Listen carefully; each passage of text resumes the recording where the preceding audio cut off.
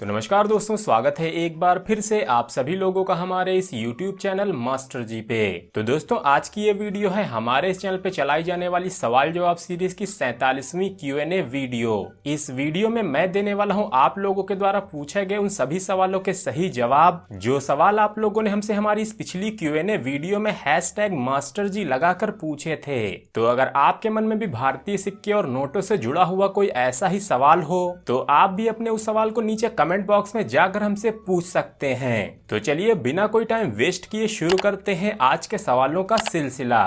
तो सबसे पहला सवाल यहाँ पर है AH क्रिएशन की तरफ से। ये लिखते हैं कि इनके पास 5 रुपए के डांडी यात्रा के 2 कॉइन्स हैं, इनकी क्या प्राइस होगी। तो यहाँ पर सबसे पहले मैं आप लोगों को बता दूं कि जो 5 रुपए के डांडी मार्च के सिक्के थे, 2005 में ऐसे 2 अलग अलग तरह के सिक्के जारी किए गए थे। इनमें पहले सिक्के थे 9 ग्राम के कॉपर निकल मेटल के, वहीं दूसरा सिक्का होता है फेरेटिक स्टेनलेस स्टील में 6 ग्राम का कॉइन। यहाँ पर इन दोनों ही सिक्कों का फर्क आप लोगों को हाथ में पकड़ते ही पता चल जाएगा, क्योंकि स्टील वाला सिक्का हल्का भी है और इनका अशोक स्तंभ वाला साइड भी अलग डिजाइन का है। तो यहाँ पर अगर हम बात करें इन डांडी मार्च वाले सिक्कों की कीमतों की, तो कॉपर निकल से बना हुआ 9 ग्राम का सिक्का आता है रेयर की कैटेगरी में। ये सिक्का आज यानी कि 2023 में बिक रहा है लगभग 5000 से 8000 रुपए की रेंज में। ये कीमतें कंडीशन के हिसाब से कम या ज्यादा भी हो सकती हैं। वहीं फेरेटिक स्टेनलेस स्टील के 6 ग्राम वाले सिक्के की कीमत की बात करें तो ये सिक्का आता है कॉमन की ही कैटेगरी में, जिसकी कीमत फाइन कंडीशन में 6 रुपए से शुरू होके UNC कंडीशन में लगभग 30 रुपए तक जाती है।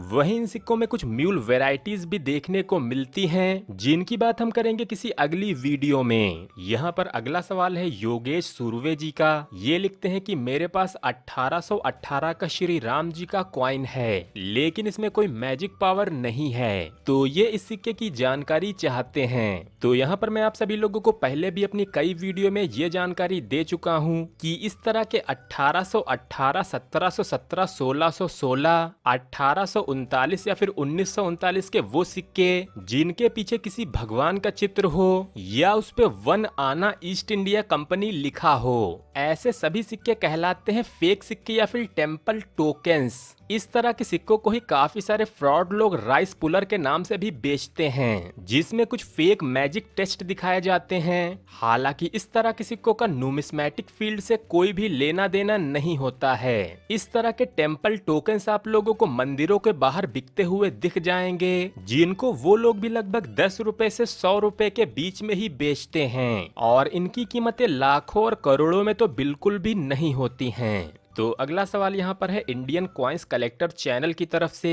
इनकी शिकायत थी कि पिछले 3 बार से ये अपना सवाल पूछ रहे हैं, जबकि इनका सवाल अब तक शामिल नहीं हुआ है। तो सबसे पहले तो मैं आप लोगों से माफी चाहता हूँ कि आप लोगों के इतने ज्यादा सवाल आ जाने की वजह से सारे सवालों को शामिल करना मुमकिन नहीं हो पाता है। हालांकि फिर भी जो सवाल आप लोगों के द्वारा अगली वीडियो में भी पूछ लिए जाते हैं, उन सवालों के जवाब देने की मैं पूरी कोशिश करता हूँ। तो यहाँ पर इनका सवाल है कि इनके पास 25 पैसे का 1974 का एक सिक्का है, जिसमें 11 o'clock से लेके 10 o'clock का टिल्ट है। ये जानना चाहते हैं कि क्या इसको रोटेशन एरर कहते हैं और इसकी वैल्यू क्या होगी। तो अगर मैं यहाँ पर बात करूं 1974 के 25 पैसे के सिक्कों की, तो 1974 में ये सिक्के बॉम्बे, कैलकाटा और हैदराबाद की मिंट से जारी किए गए थे, जहां पर इन तीनों ही मिंटों के नॉर्मल सिक्कों की कीमतें लगभग 5 रुपए से 30 रुपए के बीच में ही होती हैं। लेकिन अगर इतने पुराने सिक्कों में आप लोगों को देखने को मिल जाए किसी भी तरह का एरर, जैसे कि इनके सिक्के में है 10 o'clock का रोटेशन, हालांकि ये कोई बहुत बड़ा एरर तो नहीं है, लेकिन फिर भी इस तरह के छोटे एरर के बाद भी इस सिक्के की कीमत होगी लगभग 50 से 100 रुपए के बीच में। ये कीमतें बड़े एरर्स में और भी ज्यादा बढ़ सकती हैं।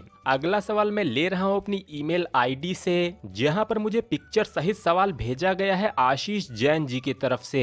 ये लिखते हैं कि इनको 1 रुपए का एक मिसप्रिंट कॉइन मिला है। ये इस सिक्के की कीमत और फुल इंफॉर्मेशन हमसे जानना चाहते थे। तो यहाँ पर जो एरर कॉइन हमें देखने को मिल रहा है, ये है 1 रुपए का स्टेनलेस स्टील में जारी हुआ 1992 से 2004 के बीच वाला कॉइन। इन सिक्कों को आप इनके डिजाइन से आसानी से पहचान सकते हैं। हालांकि यहाँ पर इस सिक्के में है एक डाई शिफ्टिंग एरर, जिसकी वजह से यहाँ पर इसका ईयर और इसका मिंट मार्क नहीं दिख रहा है। यानी कि ये सिक्का किस ईयर या फिर किस मिंट का है इसका अंदाजा हम यहाँ पर नहीं लगा सकते। हालांकि इस सीरीज के 1992 से 2004 के बीच में कोई भी सिक्का रेयर की कैटेगरी में तो नहीं आता है, लेकिन लगभग 50% डाई शिफ्टिंग एरर की वजह से ये नॉर्मल सिक्का भी एक कीमती सिक्का बन जाता है। कीमत की बात करें तो इस कंडीशन में इस एरर के साथ इस सिक्के की कीमत होगी लगभग 300 रुपए से 500 रुपए के बीच में। कंडीशन अगर यूएनसी होती तो इसकी कीमत तकरीबन 1000 या फिर 1500 रुपए तक भी जा सकती थी। अगला सवाल भी हमें ईमेल के जरिए ही फोटो सहित भेजा गया है, तो अगर आप लोग भी अपने सवाल फोटो सहित भेजना चाहते हैं तो आप भी इस ईमेल आईडी पर हमें ईमेल कर सकते हैं। तो यहाँ पर हमें 10 रुपए के एक नोट की पिक्चर भेजी गई है जमशेद जी की तरफ से। ये इस 10 रुपए के एरर नोट की वैल्यू जानना चाहते हैं। तो यहाँ पर आप लोग देख सकते हैं कि ये जो 10 रुपए का ब्लैक वाला नोट है, इसके एक साइड का जो सीरियल नंबर है वो है ब्लैंक, वहीं दूसरे साइड पर भी सिर्फ 5 ही अंक छपे हुए हैं और ये जो 9 है वो किसी ने पेन से लिखा है। इस नोट के पीछे की तरफ भी देखने पर इसके सीरियल नंबर का कुछ हिस्सा इसके बैक साइड में भी प्रिंट है। तो इस तरह के एरर नोट बनते हैं प्रिंटिंग के टाइम पे पेपर के फोल्ड हो जाने की वजह से, और ऐसे एरर नोट वैसे ही काफी ज्यादा कीमती माने जाते हैं। ऊपर से ये जो नोट है वो है काफी पुरानी सीरीज का। हालांकि यहाँ पर नोट की कंडीशन तो काफी अच्छी नहीं है, लेकिन फिर भी इस कंडीशन में इस तरह के एरर नोट की जो कीमत होगी वो लगभग 1500 रुपए से 3000 रुपए के बीच में हो सकती है। इस तरह के एरर नोट या फिर सिक्कों की कोई फिक्स प्राइस नहीं होती हैं, कीमतें तय होती हैं कि एरर किस तरह का है और नोट या सिक्के की कंडीशन कैसी है।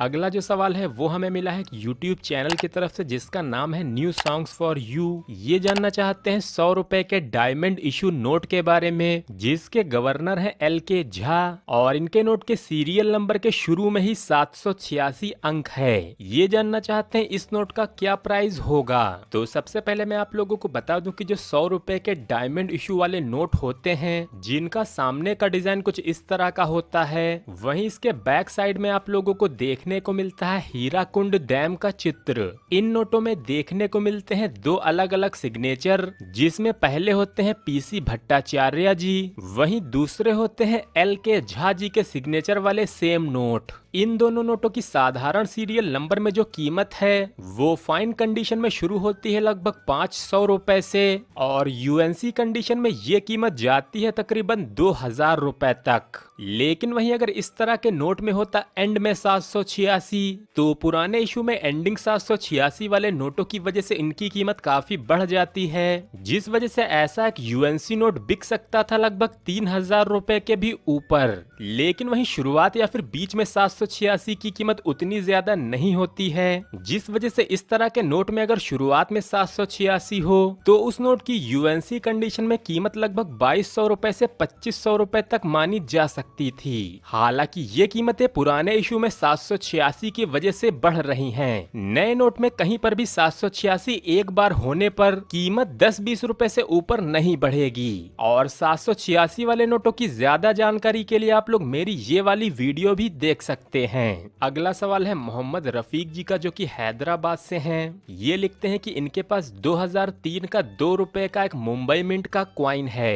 इस क्वाइन का जो वेट है वो है सिर्फ 4.31 ग्राम। ये लिखते हैं कि ये सिक्का आम सिक्कों के मुकाबले बहुत ही ज्यादा हल्का है, तो इस सिक्के की क्या कीमत होनी चाहिए। तो यहाँ पर मैं आप सभी लोगों को बता दूं कि जो 2 रुपए के 1992 से 2004 तक के सिक्के थे, उन सिक्कों का सामान्यतः वजन होता है 6 ग्राम। हालांकि मिंटिंग के टाइम में कुछ एरर्स की वजह से ऐसे कुछ कॉइन ओवरवेट भी बन जाते हैं। वहीं दूसरी तरफ जैसा कि रफीक जी बोल रहे हैं कि इनका सिक्का है अंडरवेट, जिसका वजन है सिर्फ 4.31 ग्राम। तो इस तरह के एरर वाले सिक्के भी वैल्यूएबल और कलेक्टेबल होते हैं। तो यहाँ पर अगर बात करें उस सिक्के की जिसका वजन लगभग 1.5 ग्राम कम है, तो ऐसे एक 2003 हैदराबाद मिंट के सिक्के की कीमत लगभग 50 रुपए से लेके 300 रुपए तक हो सकती है। इसके अलावा आप अपने सिक्के का मैग्नेट टेस्ट भी जरूर कर लें, क्योंकि हो सकता है कि आपका सिक्का कोई स्टील से बना हुआ OMS क्वाइन हो। तो यहाँ पर उदय सोलंकी जी लिखते हैं कि इनके पास है 1 रुपए का 1991 का मॉन्टेक सिंह आलूवालिया जी के सिग्नेचर वाला नोट। ये जानना चाहते हैं 1991 के इस नोट की आज के समय में क्या कीमत चल रही है। तो अगर मैं बात करूं 1 रुपए के मोंटेक सिंह आलूवालिया जी के सिग्नेचर वाले नोटों की, तो ये नोट देखने को मिलते हैं वर्ष 1991, 92, 93 और 94 में। इन नोटों पर कुछ समय पहले मैंने एक डेडिकेटेड वीडियो बनाई थी जिसमें मैंने आपको बताया था 1991 के 99H प्रीफिक्स वाले नोट के बारे में। सिर्फ वही एक नोट है जो इसमें सबसे ज्यादा कीमती माना जाता है, जिसकी पूरी जानकारी के लिए आप लोग मेरी ये वाली वीडियो ऊपर आई बटन पे क्लिक करके देख सकते हैं। इसके अलावा इसमें 1993 के नोट थोड़े से स्कैर्स होते हैं जिनकी कीमत यूएनसी कंडीशन में लगभग 30 रुपए तक होती है। वहीं 1991, 1992 और 1994 के नोट कॉमन होते हैं। सिंगल नोट अगर यूएनसी कंडीशन में है तो उसकी कीमत तकरीबन 10 रुपए तक होगी। यूज्ड या फिर घिसा पिटा नोट सिर्फ 4 रुपए से लेके 5 रुपए की कीमत ही रखता है। अगर ऐसी पूरी गड्डी हो तभी उसकी कीमत तकरीबन 1000 रुपए से 2000 रुपए के बीच में होगी। तो यहाँ पर साजिद राजपूत जी जानना चाहते हैं 2 रुपए के नेशनल इंटीग्रेशन वाले